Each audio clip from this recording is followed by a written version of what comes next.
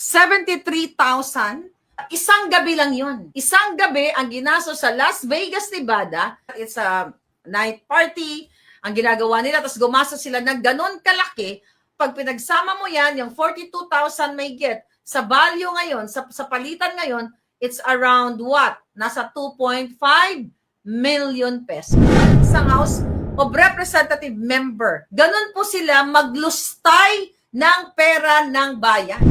Maniniwala ba kayo if kung yung pera niyan, hard-earned money, kahit mga negosyante, magbabayad ka ng 2 million, 2.5 million, 3 million sa isang alak lamang o sa isang gabi ng mga party. Kasi yung party na yun, mukhang iilan lang sila. And they paid how much? Sa unang pagkakataon, sa unang gabi, $42,000 US dollars.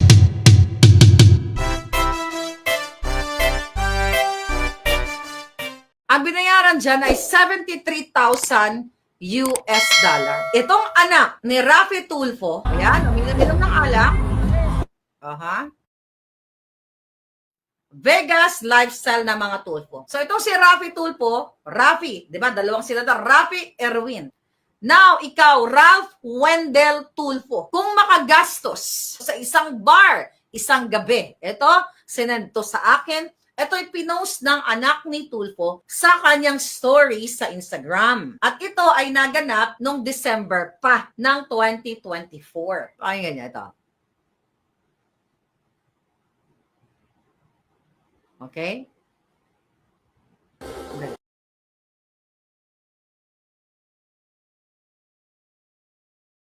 Ano po ito ang pinapakita ko sa inyo?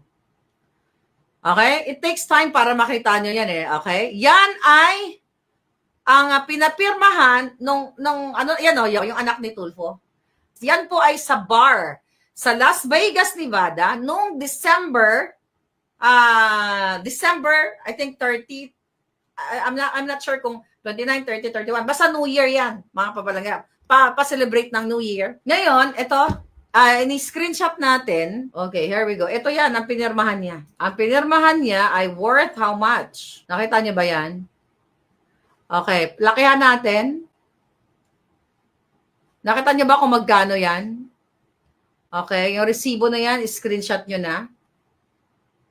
Okay, yan po ay pumunta sila sa kasama yung kanyang kapatid. Balik natin ang isang video, this one.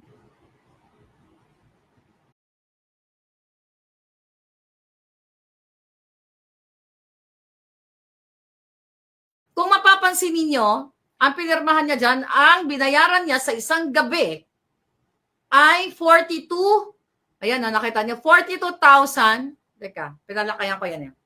Ito. 42,000 sa isang 605 US dollar. Nakita niyo? Remove ko lang. Ito yan, yung pinirmahan niya. Nakita niyo? $42,605 sa isang gabi lang. Sa isang bar lang. Then another night, mga kababayan, here we go. Yan naman.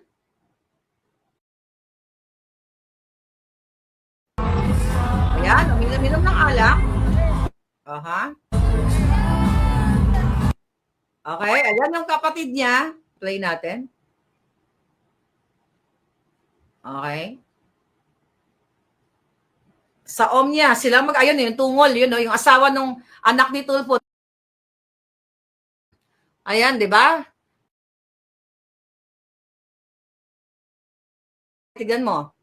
Ayan, atik, mga nag-work yan dyan. So, ayan, ang binayaran dyan ay 73,000 US dollar.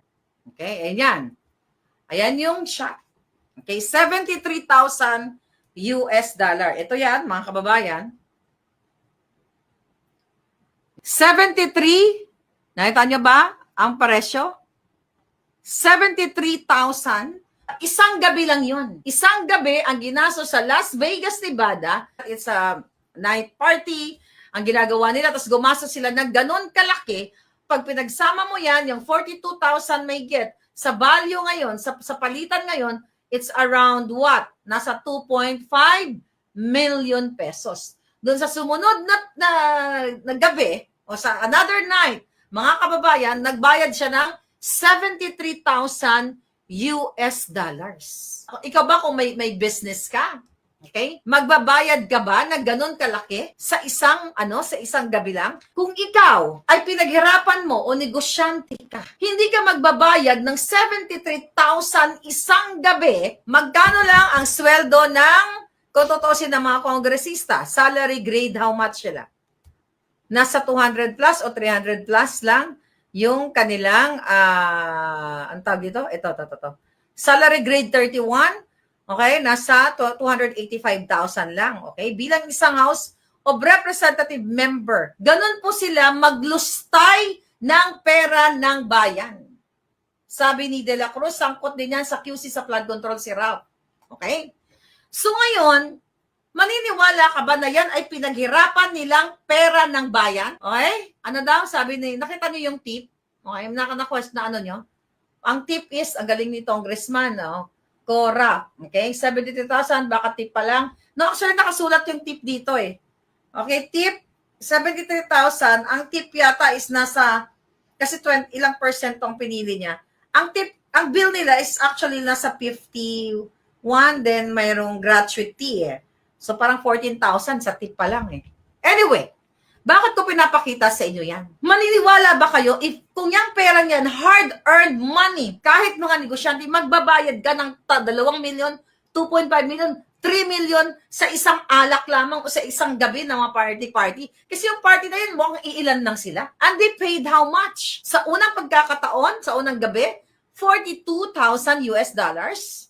Then sa pangalawa, halos mahigit 4 na milyon yan. Yung 73,951.64. Pinapakita natin sa iyo, ganito po maglustay. Sabi ko, iisa pa lang to. Kung yan ay galing sa pinaghirapan ni Tulfo, kung titignan natin bigyan natin ng patas sa laban, okay, sige, YouTube channel naman nila yan, ganyan. Hindi ka gagastos ng 2 milyon, halos 3 million isang gabi sa alak lang, sa bar lang. Then the next night, gumastos ka ng 4 million. 4 point something million. Saan ang galing yung pinangbayad ng bar nitong si Ralph? Pera ba yan ng bayan? Kasi wala siyang pakundangan eh. Pirma lang siya. Ayan, may pangalan actually ito ng kanyang credit card. Ayan, no? Ang credit card, Master o Tulfo Ralph Wendell. Ayan. Dito sa nakikita ninyo, mga kababayan, like parang pumasok lang sila dyan, na isang gabi gumasos, I don't know, anong binili nila sa 73,000, di ba? Sa 42,000 US dollars.